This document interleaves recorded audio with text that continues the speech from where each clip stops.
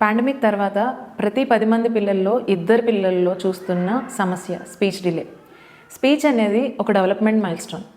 దీన్ని కొన్ని స్టేజెస్ కింద డివైడ్ చేసినట్లయితే 12 to 18 months 1 word stage, 18 to 24 months 2 word stage, తర్వాత అంతా కూడా టెలిగ్రాఫిక్ స్పీచ్ లాగా డెవలప్ అవుతూ ఉంటుంది. ప్రజెంట్ ఉన్న సిచ్యువేషన్లో స్పీచ్ డిలే అనేది 2 రకాలుగా ఉంటుంది.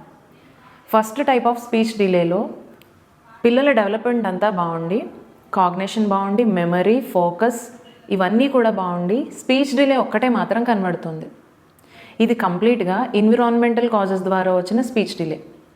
వీటికి మెయిన్ రీజన్స్ ఏంటి అంటే lack of parent interaction and mobile addiction. పేరెంట్స్కి టైం లేకపోవడం వల్ల, వాళ్ళ వర్క్ లైఫ్లో బిజీ అయిపోవడం వల్ల పిల్లలకి ఒక స్క్రీన్ అనేది అలవాటు చేస్తున్నారు. ఏదో టీవీ అవ్వచ్చు, ల్యాప్టాప్, మొబైల్ ఏదైనా కానీ. దానివల్ల వచ్చిన వర్చువల్ ఆటిజం ఇది. సో ఇలాంటి పిల్లల్లో చాలామంది పేరెంట్స్ చెప్పేది ఏంటి అంటే బిహేవియర్ అంతా బాగుందండి, మనం చెప్పేదంతా వాళ్ళకి అర్థమవుతుంది, కానీ వాళ్ళు రెస్పాండ్ అవ్వట్లేదు, మేము చెప్పిన దానికి ఆన్సర్ చేయట్లేదు, ఎలా ఇంటరాక్ట్ అవ్వాలో తెలియట్లేదు అంటున్నారు. దీన్నే వర్చువల్ ఆటిజం అని కూడా అంటున్నాం. ఇందులో కనబడేది స్పీచ్ డిలే ఒక్కటే కనబడుతుంది మీకు.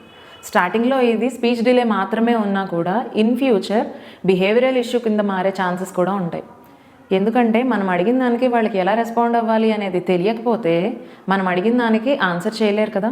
సో అప్పుడు ఎలాంటి బిహేవియరల్ ఇష్యూస్ వస్తాయి అంటే మనం అడిగిన దానికి ఆన్సర్ చేయడం రాక చేతిలో ఏది ఉంటే అది విసిరి కొట్టడము, వాళ్ళు సెల్ఫ్ హార్మ్ చేసుకోవడం, తల నేలకేసి కొట్టుకోవడము, తల బాదుకోవడము, ఇలాంటి ఇష్యూస్ అన్నీ కూడా వస్తాయి. ఇలాంటి ప్రాబ్లమ్స్ పిల్లల్లో 2 years నుంచి 2.5 years మధ్యలో ఉన్నప్పుడే మీరు ఐడెంటిఫై చేసుకోగలిగితే స్పీచ్ థెరపీ ద్వారా దీనికి చెక్ పెట్టచ్చు. Second type of speech delay. దీనిలో ఉండే సిమ్టమ్స్ ఏంటి అంటే స్పీచ్ డిలేతో పాటు డెవలప్మెంట్ డిలేస్ కూడా ఉంటున్నాయి. Memory issues, focus issues, attention లేకపోవడము, కాగ్నిటివ్ అబిలిటీ సరిగా డెవలప్ అవ్వకపోవడం, వీటితో పాటు స్పీచ్ డిలే కూడా. ఇది ఆటిజం యొక్క సిమ్టమ్స్. ఇవన్నీ కూడా చిన్నప్పటి నుంచి జరగవలసిన మైల్ స్టోన్స్ సరిగా జరగకపోవడం వల్ల వచ్చిన ఆటిజం ఇది. ఇలాంటి పిల్లల్లో అగ్రెషన్ లెవెల్స్ కూడా చాలా ఎక్కువగా ఉంటాయి. సో ఇలాంటి పిల్లలకి స్పీచ్ థెరపీతో పాటు బిహేవియరల్ థెరపీ అనేది కూడా అవసరం.